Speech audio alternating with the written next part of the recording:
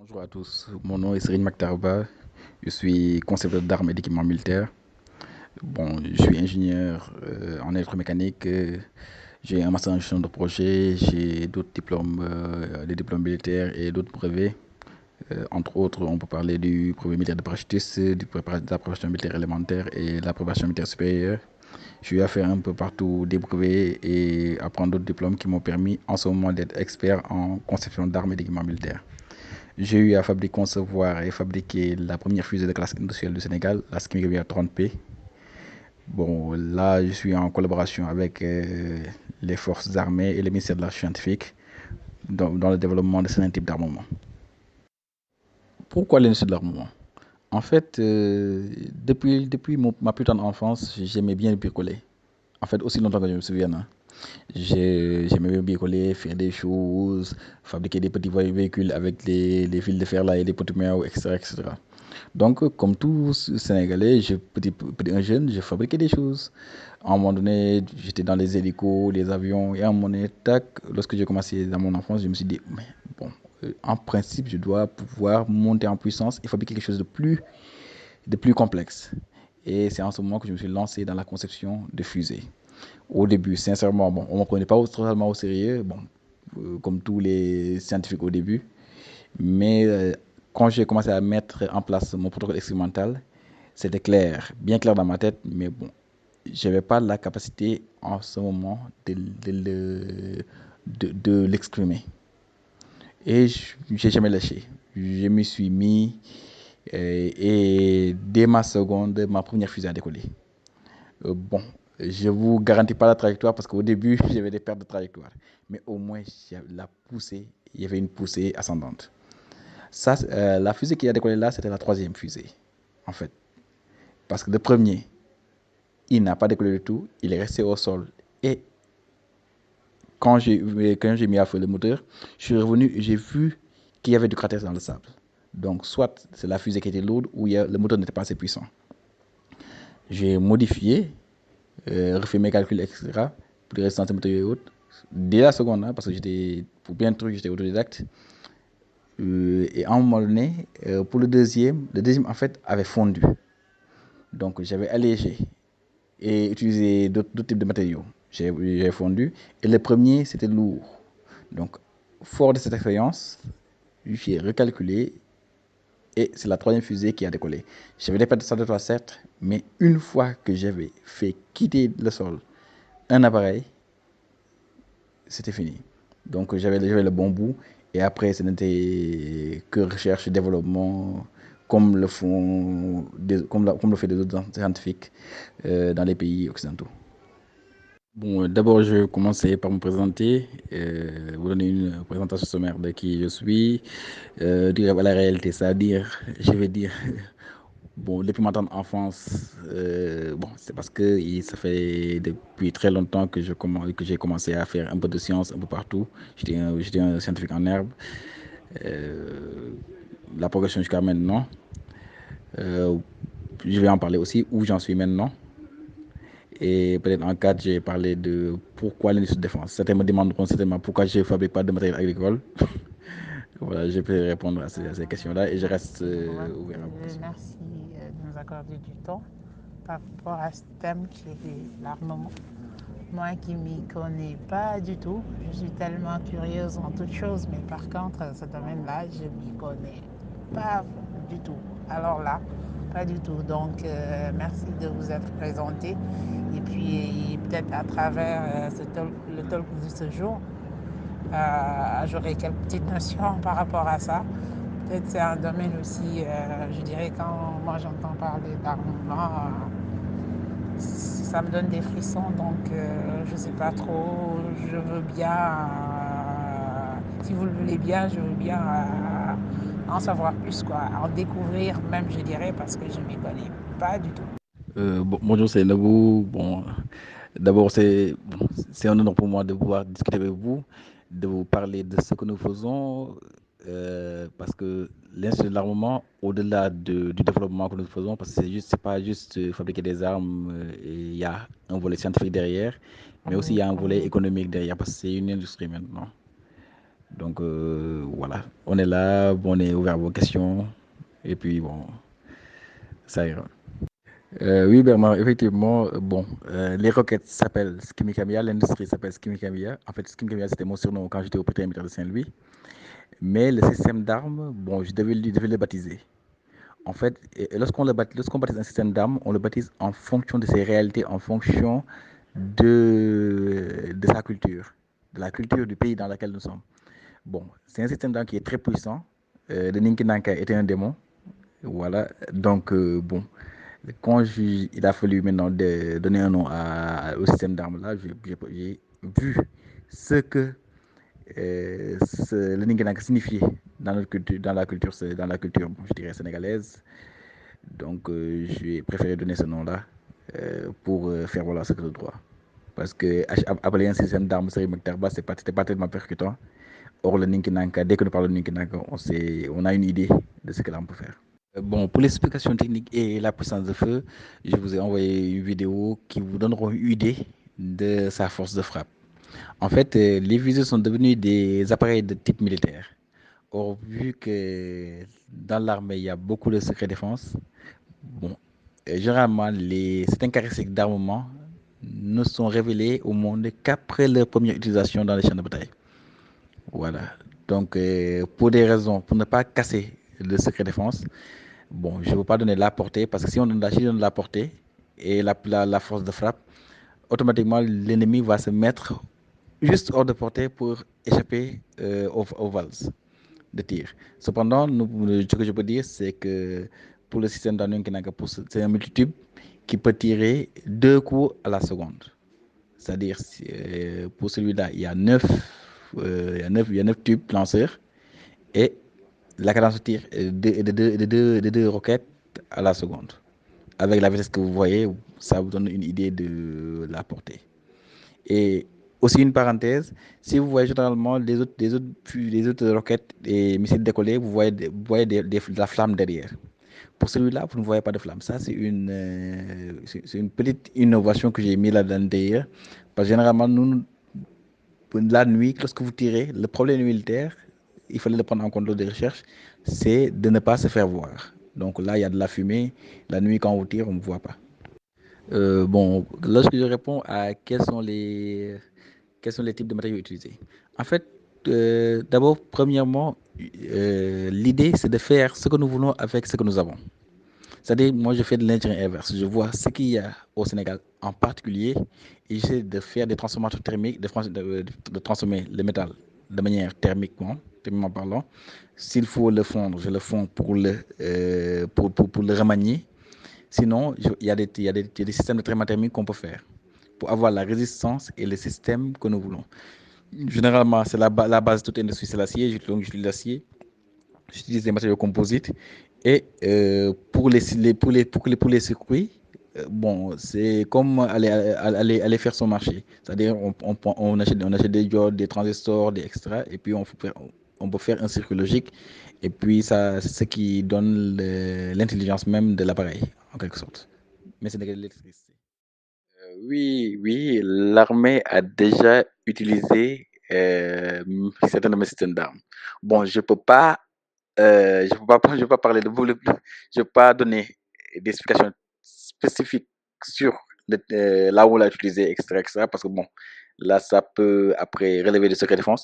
Mais il y a les photos qui sont tombées dans le domaine public, vous verrez de mes appareils qui ont été, ou des appareils que j'ai eu à transformer, qui ont déjà fait le combat.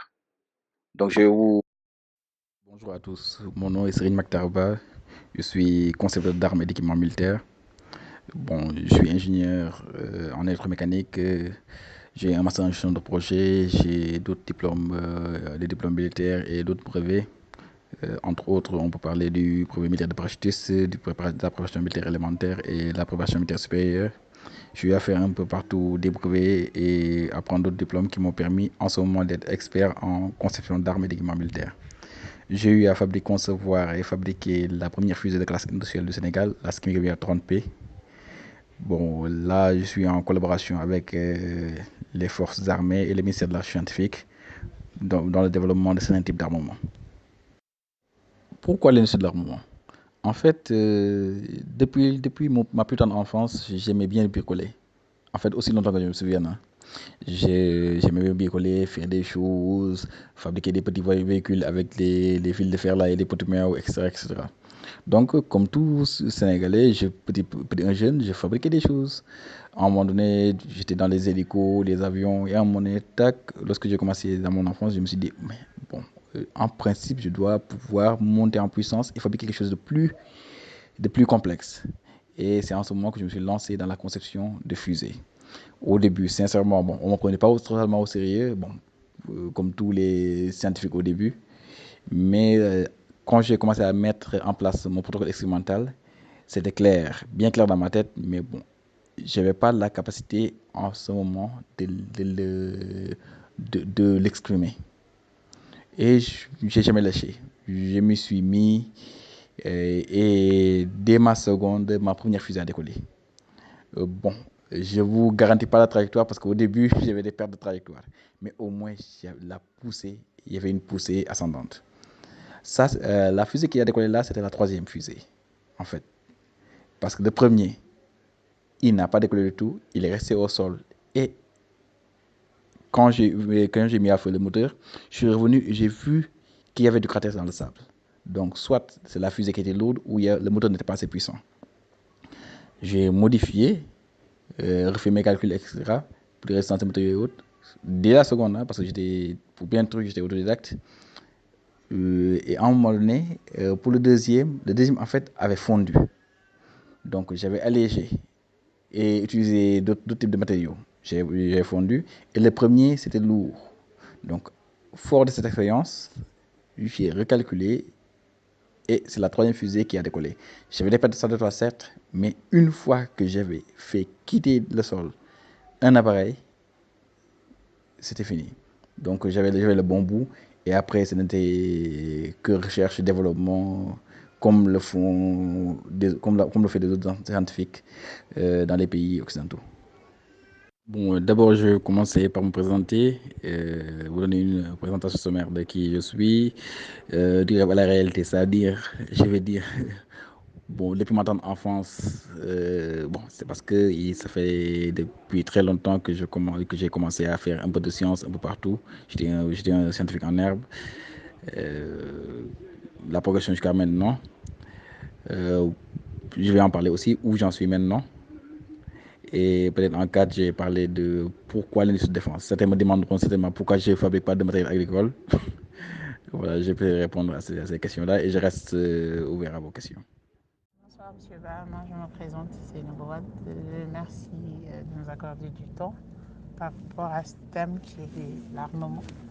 Moi qui ne m'y connais pas du tout, je suis tellement curieuse en toutes choses, mais par contre, ce domaine-là, je ne m'y connais pas du tout.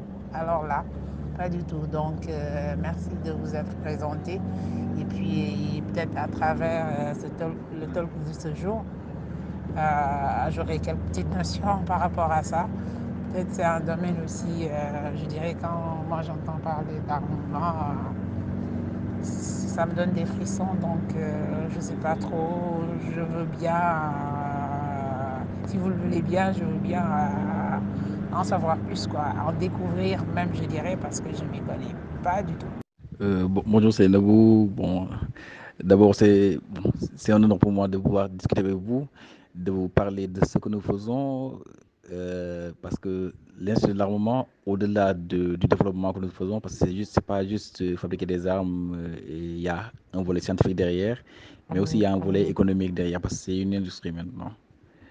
Donc voilà, on est là, on est ouvert à vos questions, et puis bon, ça ira. Oui, Bernard, effectivement, bon, les roquettes s'appellent Skimikamiya, l'industrie s'appelle Skimikamiya. En fait, Skimikamiya, c'était mon surnom quand j'étais au pétrin militaire de Saint-Louis. Mais le système d'armes, bon, je devais le baptiser. En fait, lorsqu'on baptise un système d'armes, on le baptise en fonction de ses réalités, en fonction de sa culture, de la culture du pays dans lequel nous sommes. Bon, c'est un système d'armes qui est très puissant. Le Ninki Nanka était un démon. Voilà, donc bon, quand il a fallu maintenant donner un nom au système d'armes là, j'ai vu ce que le Ninkinanka signifie dans notre culture, dans la culture, bon, je dirais sénégalaise. Donc, j'ai préféré donner ce nom-là pour faire voilà ce que je dois. Parce que appeler un système d'armes série Mektarba, c'était pas tellement percutant. Or, le Ninkinanka, dès que nous parlons de Ninkinanka, on a une idée de ce que l'on peut faire. Bon, pour l'explication technique et la puissance de feu, je vous ai envoyé une vidéo qui vous donnera une idée de sa force de frappe. En fait, les fusées sont devenus des appareils de type militaire. Or, vu que dans l'armée, il y a beaucoup de secrets défense, bon, généralement, certaines caractéristiques d'armement ne sont révélées au monde qu'après leur première utilisation dans les champs de bataille. Voilà. Donc, pour des raisons, pour ne pas casser le secret défense, bon, je ne veux pas donner la portée, parce que si on donne la portée et la force de frappe, automatiquement, l'ennemi va se mettre juste hors de portée pour échapper aux valses de tir. Cependant, ce que je peux dire, c'est que pour le système d'Anun Kinaka, c'est un multitube qui peut tirer 2 coups à la seconde. C'est-à-dire, pour celui-là, il y a 9 tubes lanceurs et la cadence de tir est de 2 roquettes à la seconde. Avec la vitesse que vous voyez, ça vous donne une idée de la portée. Et aussi une parenthèse, si vous voyez généralement les autres roquettes et missiles décollés, vous voyez de la flamme derrière. Pour celui-là, vous ne voyez pas de flamme. Ça, c'est une petite innovation que j'ai mis là-dedans derrière.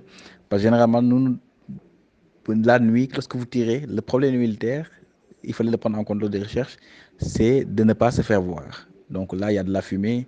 La nuit, quand on tire, on ne voit pas. Bon, lorsque je réponds à quels sont les types de matériaux utilisés. En fait, d'abord, premièrement, l'idée, c'est de faire ce que nous voulons avec ce que nous avons. C'est-à-dire, moi, je fais de l'ingénierie inverse. Je vois ce qu'il y a au Sénégal en particulier et j'essaie de faire des transformateurs thermiques, de transformer le métal de manière thermiquement parlant. S'il faut le fondre, je le fonds pour le remanier. Sinon, il y a des systèmes de traitement thermique qu'on peut faire pour avoir la résistance et le système que nous voulons. Généralement, c'est la base de toute industrie, c'est l'acier. Donc, j'utilise l'acier, j'utilise des matériaux composites. Et pour les circuits, bon, c'est comme aller faire son marché. C'est-à-dire, on achète des diodes, des transistors, des extras, et puis on peut faire un circuit logique. Et puis, ça, c'est ce qui donne l'intelligence même de l'appareil, en quelque sorte. Mais c'est de l'électricité. Oui, l'armée a déjà utilisé certains de mes systèmes d'armes. Bon, je peux pas parler je peux pas donner des explications spécifiques sur là où on l'a utilisé, etc., parce que bon, là, ça peut après relever de secret défense. Mais il y a les photos qui sont tombées dans le domaine public. Vous verrez de mes appareils qui ont été ou des appareils que j'ai eu à transformer, qui ont déjà fait le combat. Donc, je vais vous montrer tout à l'heure une photo là où un appareil que j'ai eu à transformer avec du blindage dont le blindage a été renforcé, qui sont opérationnels et qui sont au Mali à peu près. Si, en fait, à la base, je suis expert en tout ce qui est propulsion balistique, missiles et autres. Donc, ça veut dire qu'on est carrément dans l'aéronautique. J'ai même participé à la mise en place de la filière aéronautique à Polytechnique Thiès, là où j'ai été prof aussi, pour au moins lancer cette filière-là. Donc, le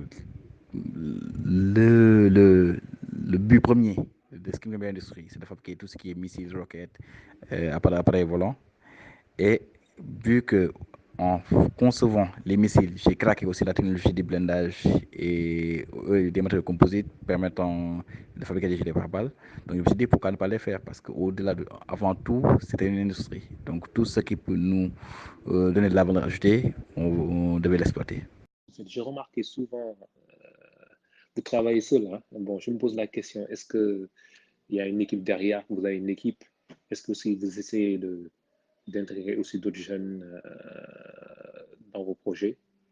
Parce que c'est bien que vous puissiez vulgariser cela, même si c'est des projets top secrets, mais essayez de former un groupe qui va aussi pousser l'innovation. Effectivement, Bernard, vous avez raison. Souvent, je travaille seul.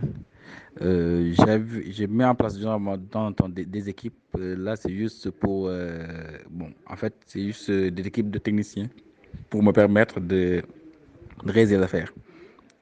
Sinon, bon, on n'a pas encore, vous savez, fabriquer la fabrication d'armes est différente de la fabrication, par exemple, de boîtes de conserve et autres. Donc, on a fabrique suivant une quantité bien limitée. Bon, là, on peut dire que l'usine est un start-up. Donc, vu que c'est un start-up, donc je ne peux pas encore immobiliser beaucoup d'éléments. Voilà. Donc, en fait c'est ça. Parce que si on nous dit qu'on beaucoup d'éléments, généralement, l'État ne paie pas un temps, etc., etc. Donc, on risque d'aller vers la faillite. Donc, j'essaie, suivant les notions que j'ai eues en faisant mon master en gestion de projet, j'essaie de faire du agréable et de recruter que le nombre d'éléments dont j'ai besoin. Par contre, pour la formation, je sais ce que je recrute, je les forme.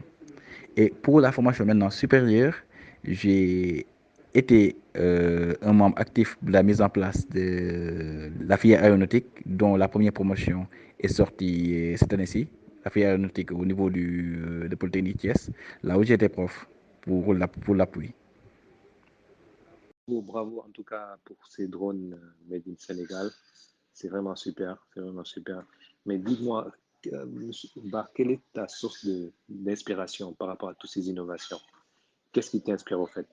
En fait, ce qui m'inspire, bon, c'est d'abord la cohérence de la protection dont nous avons besoin. Parce qu'en fait, généralement, la géopolitique actuelle est faite de telle sorte que nous avons besoin de nous protéger. Nous avons besoin d'être puissants. On ne va pas rivaliser avec les armées comme les armées des États-Unis ou des armées super, hyper puissantes. Mais notre armement doit être tellement adapté à nos besoins que, que l'on puisse, que ça nous fasse être, bon, disons, craint, entre guillemets, que ça fasse de la dissuasion.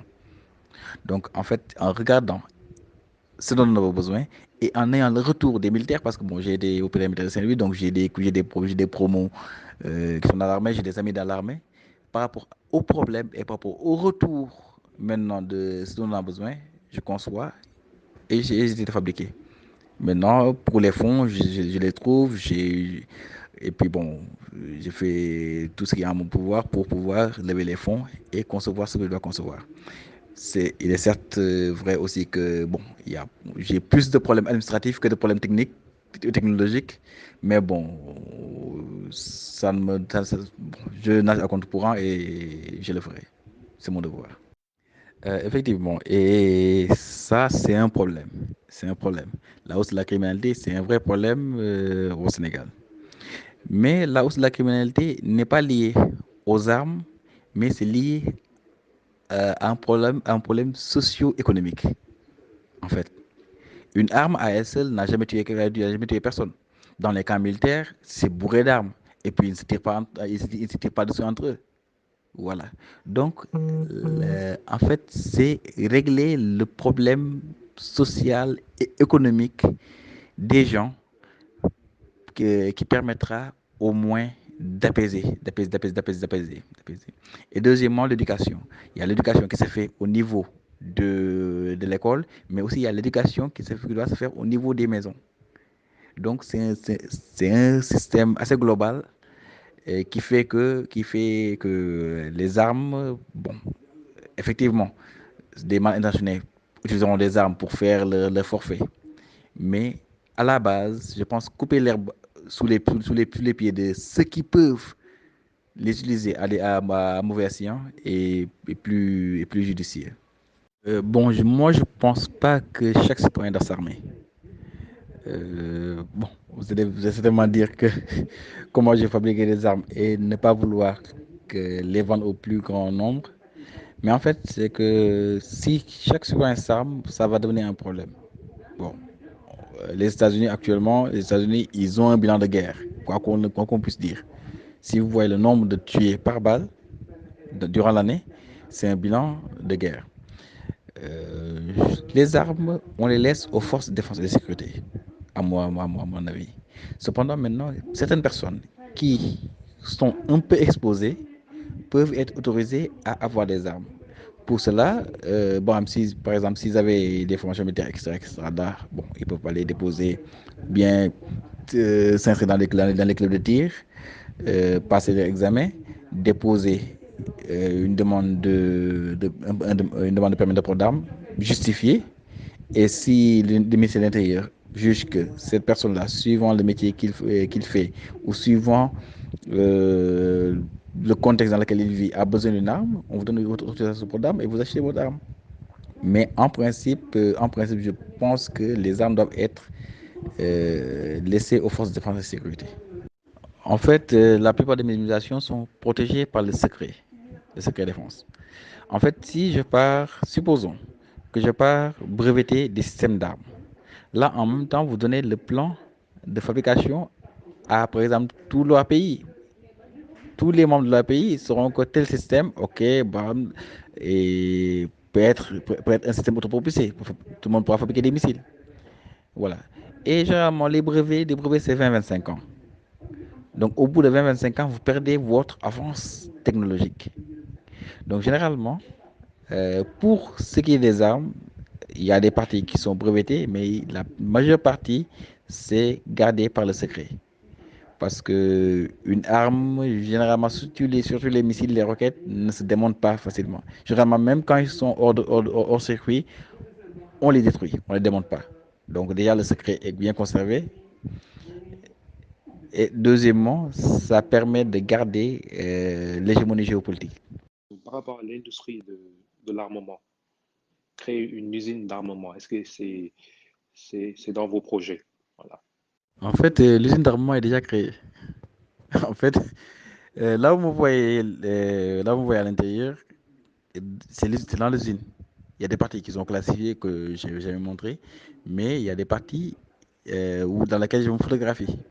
Et on était dans l'usine carrément. Là, vous voyez que le staff, les généraux qui étaient venus, ils étaient venus en visite dans l'usine d'armement. L'usine d'armement est déjà créée en fait. Et c'est ce qui me vient l'industrie. Je ne savais pas. Donc, c'est excellent. Mais moi, en fait, quand on parlait d'usine d'armement, je voyais par exemple, beaucoup plus de personnel, quoi. Une usine avec vraiment tout le dispositif. Mais bon, puisque c'est classé top secret, je comprends. Voilà, effectivement, effectivement. En fait, ouais, il y a une partie qui est placée aussi, confidentielle défense. Mais tout ce que je peux dire, c'est que les recrutements sont faits à partir des demandes, de la demande. Parce que quand nous fournissons, bon, là, il faudra. Bon, c'est comme, par exemple, comme je l'avais dit tout à l'heure, on ne va pas recruter comme une usine d'armement qui est au niveau de la Russie ou des États-Unis ou en France. En fait, l'idée, c'est de juste dimensionner l'usine d'armement en fonction des demandes que nous avons. Mais il est sûr et certain que lorsque la vente à l'export va exploser, c'est sûr qu'on va demander du personnel en plus. Donc, à un moment donné, il y a même certaines choses qu'on ne pourra plus cacher. Voilà. Mais actuellement, l'industrie est dimensionnée juste en fonction des besoins. Mais, bon, là, je disais tout à l'heure qu'il y a des problèmes, il y a des blocages à plusieurs niveaux. Voilà, qu'on est en train de lever, parce qu'au Sénégal, bon, on a tellement de blocages administratifs, mais je pense qu'ils vont se lever très rapidement et peu à peu, les ventes vont se faire et puis on va recruter en plus. Par rapport à l'innovation, je réfléchissais comme ça. Est-ce que vous travaillez par exemple, avec des développeurs en informatique et tout ça? Parce que je pense qu'il y a un volet vraiment aussi, surtout lorsqu'on parle des drones aussi, un peu de développement de logiciels et tout ça. Est-ce que actuellement, dans votre équipe, vous avez des développeurs, des ingénieurs en développement informatique? Bon, pour l'instant, je n'ai pas encore de développeur en informatique. Généralement, les appareils que je fais pour l'instant sont pilotés de manière analogique. Voilà. Les pilotes de manière analogique permettent d'éviter certains types de piratage. Parce que, bon, nous venons d'entrer à l'ère numérique, les systèmes d'armes du temps fonctionnaient bien avec les systèmes analogiques. Bon, c'est un peu plus fastidieux, certes, mais tant qu'on n'aura pas, par exemple, des jeunes qui vraiment euh, ont développé, par exemple, ces systèmes, peuvent même les breveter et venir me les présenter, pour que je les achète, dans ce cas, il n'y a pas, il y a pas, il y a pas, il y a pas de souci. Je pourrais en recruter. Et comme je pourrais aussi acheter, acheter ou louer leur brevet. Bon, on verra suivant eux ce qu'ils veulent. Je peux revenir un peu de cette rencontre avec le président Wade. Et quelle a été sa réaction par rapport à tes innovations et tout, et les promesses aussi. Ah oui, oui, oui. Par rapport au président Wade, en fait, lui, il a lancé en fait le projet. C'est vraiment lui, il a lancé le projet. Bon, moi, quand il est venu, je lui ai présenté le projet. Au début, on avait presque rien à lui montrer parce que, en fait, le développement des fusées, des systèmes d'armes coûte assez cher. Donc, qu'est-ce que j'ai fait? Je lui ai montré les documents. Je lui ai dit que, OK, j'en suis là et je souhaiterais avoir des subventions pour arriver à ce point. Et vraiment, il y a cru. Il m'a mis en rapport avec le ministère, le chef d'état-major général des armées du temps, le général Abdoulaye Fall. Et puis, bon, on a essayé de faire, de progresser. Et les appareils ont fonctionné. Donc, le président Wade, lui, vraiment, bon, quoi qu'on a dit, quoi qu'on puisse dire, il a lancé le programme. Vous savez, en fait, il n'était pas obligé de croire en un jeune, hein. Vous savez, lorsque les gens viennent, il y a tellement de startups qui viennent. Bon, généralement, le problème d'abord, c'est de se faire comprendre par d'abord les dirigeants et deuxièmement, quelque part, par les financiers et d'être appuyé. Donc, s'il a appuyé, bon, là, bon, vraiment, il faut le reconnaître. Quoi qu'on puisse dire, il faut le reconnaître dans ce cas. Développeur, moi je te dis, j'ai eu à rencontrer, à travailler avec des développeurs sénégalais. Il y en a vraiment qui sont vraiment, comment dire, brillants. Voilà. Ils maîtrisent vraiment ce qu'ils font. Maintenant, ce qui leur reste, en fait, de faire un mix. Ça veut dire être avec quelqu'un, peut-être comme vous, qui est dans ce domaine. Vous travaillez ensemble, il y a des échanges d'idées, et là, ça peut donner quelque chose. Ça peut donner une grande innovation.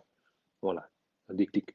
Maintenant, l'autre aspect aussi, moi, je vous conseille peut-être, si ce n'est pas déjà fait, c'est de créer un pôle recherche-développement.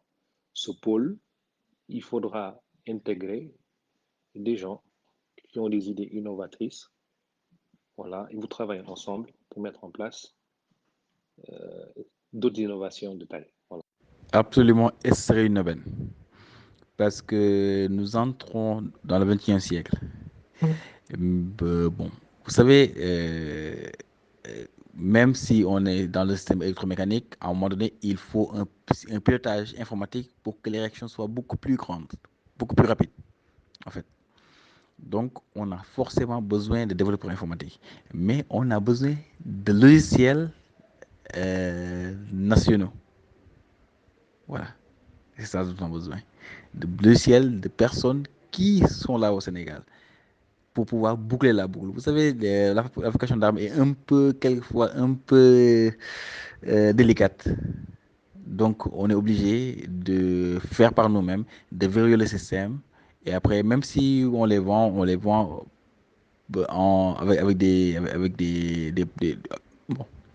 disons, j'ai failli dire avec des portes dérobées, comme, comme, comme le font, comme les autres pays, parce que ne vous en faites même pas.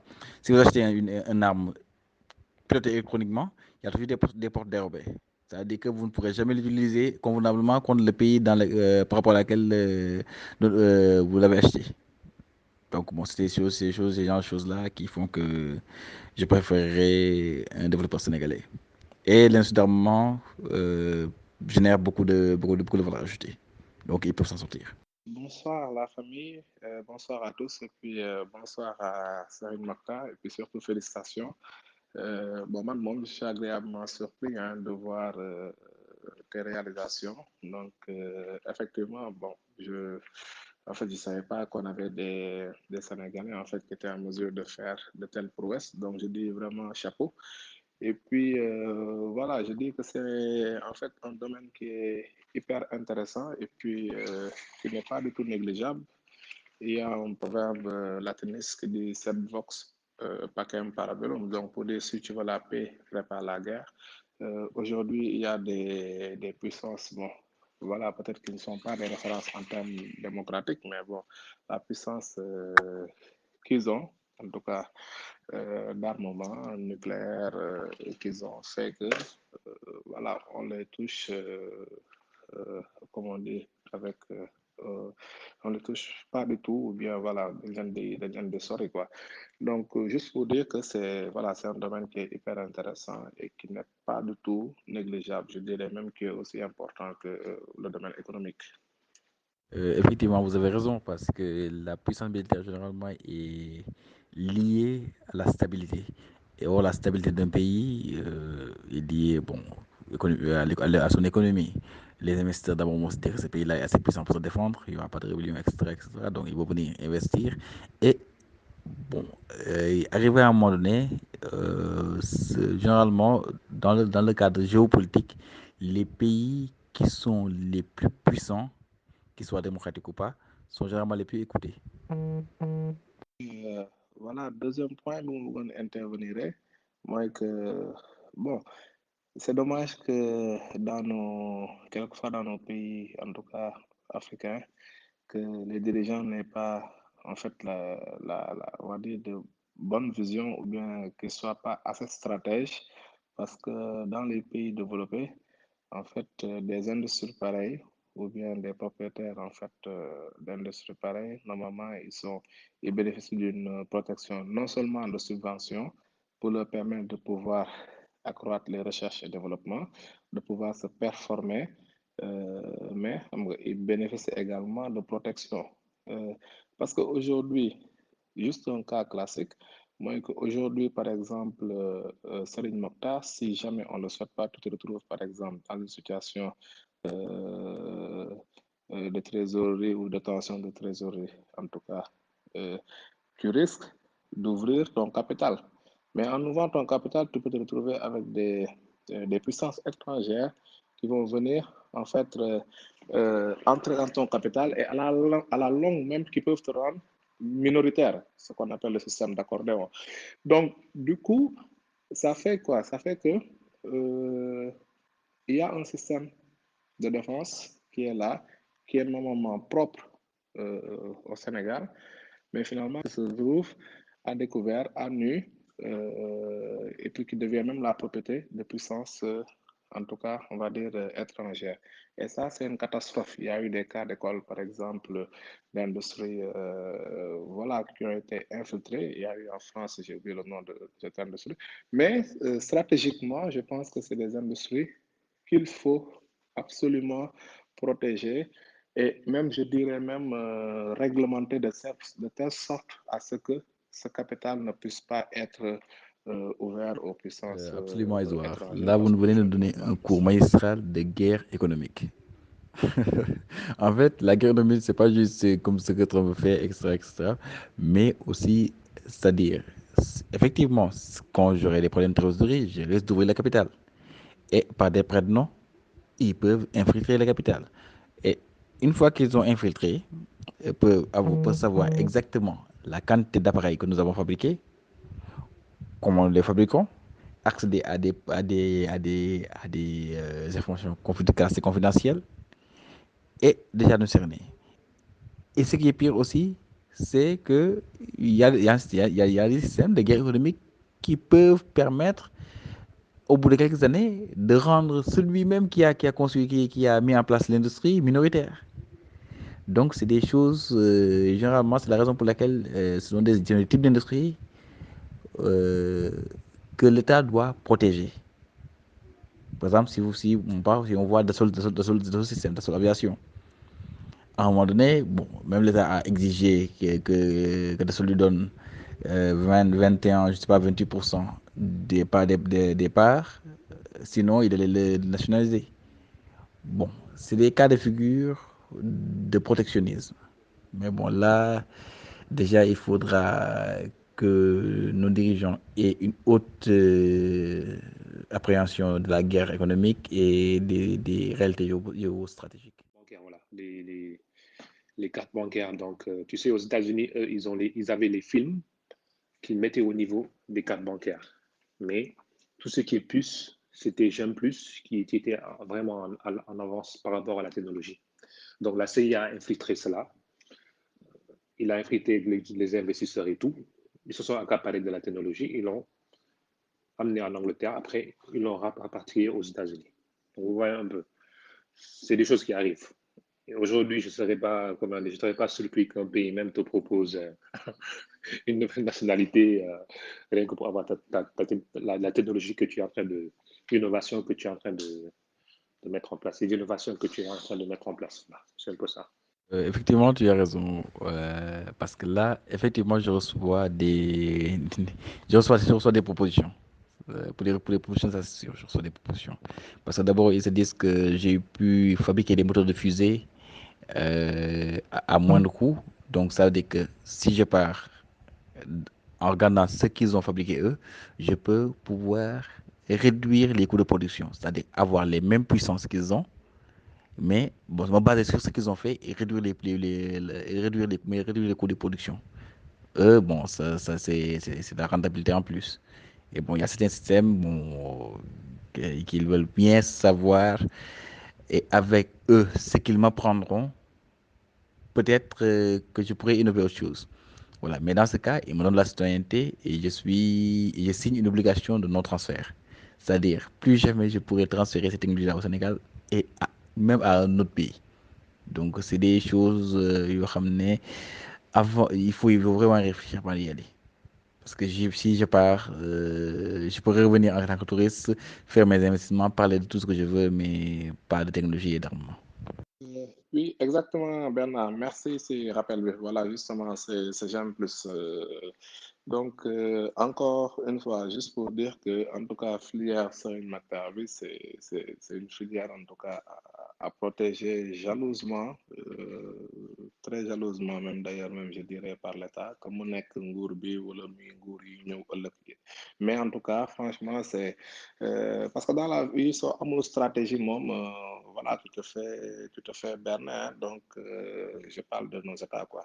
Donc, il faut que suñu njiit yi, que voilà, qu'ils aient une vision stratégique et puis ramener que sur place, on a voilà, des ressources qui peuvent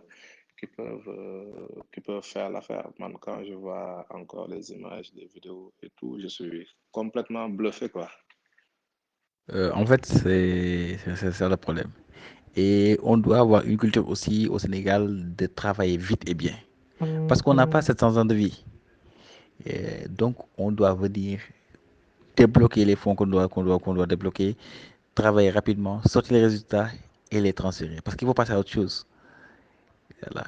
Sinon, à ce rythme-là, il nous faudra 700 ans de vie et on risque de ne pas aller bien loin. Bon, il y a la RTS, peut-être, bon, bon, on verra peut-être quand il transmet, peut-être que le président peut, en regardant les journaux télévisés, peut se rappeler qu'il y a des problèmes. Bon, mais généralement, en fait, c'est le système même qui bloque tous les innovateurs, tous les startups, bon, certains types de projets. Bonsoir la Bon, famille, il y a salam il y a un alaikum à problème. tous et à toutes. Bon, je prends le débat en cours. Je suis très fier, moi, et très content de voir un Sénégalais réaliser ce que est en train de réaliser M. Ba.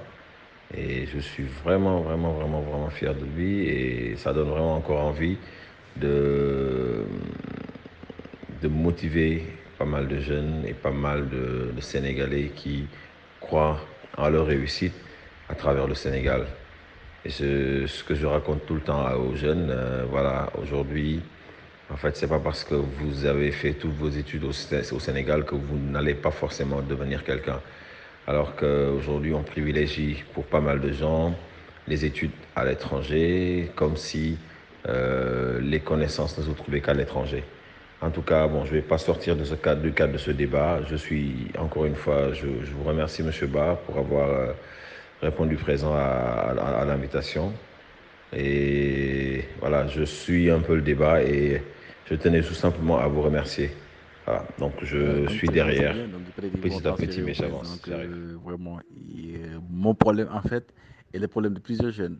Parce que généralement, bon, quand on parle de fuite des cerveaux, C'est que c'est généralement ça. Quand quelqu'un se donne à fond et après voit des, voit des problèmes lui sortir à gauche et à droite, bon, généralement, bon, nous on est patriotes, donc ça veut dire qu'on on ne lâche pas. Parce que si on ne fait pas notre devoir, qui le fera à notre place? Mais c'est pas facile. Ce n'est jamais facile dans aucun pays. Mais bon, il y a des problèmes généralement dont on peut se passer. Ah ben, on va pas trop prendre ton temps.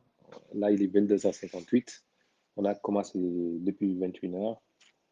Et là, vraiment, je pense que tu as répondu à l'essentiel des questions.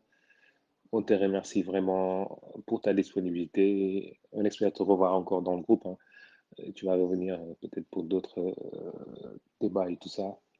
Et vraiment, moi, chapeau, quoi, parce que depuis, j'ai jamais encore vu un Sénégalais dans ce domaine. Et vraiment, chapeau bas. Peut-être qu'il y en a d'autres qui sont dans l'ombre et qu'il faudrait peut-être tirer aussi. Parce qu'aujourd'hui, ça serait dommage qu'on- que je ne le souhaite pas, mais si tu n'es pas là, quoi, que toutes ces innovations vont aller en lambeaux, et tu vois. Donc, ça serait vraiment de préparer la relève. C'est important. Et vraiment, chapeau encore. Et merci. On attend le mot de la fin. Voilà. Bon, merci Bernard, merci Bernard. Ça a été un honneur de discuter et d'échanger avec vous tous. Et aussi, ça me donne un brin d'espoir parce que je vois qu'il y a des jeunes qui essaient de pousser, qui essaient de changer des choses. Voilà, qui sont conscients que avec avec nos connaissances à nous, le système éducatif sénégalais peut parvenir à changer à changer notre pays. Bon, on est là, bon, on reste disponible. Et puis, c'est moi qui vous remercie.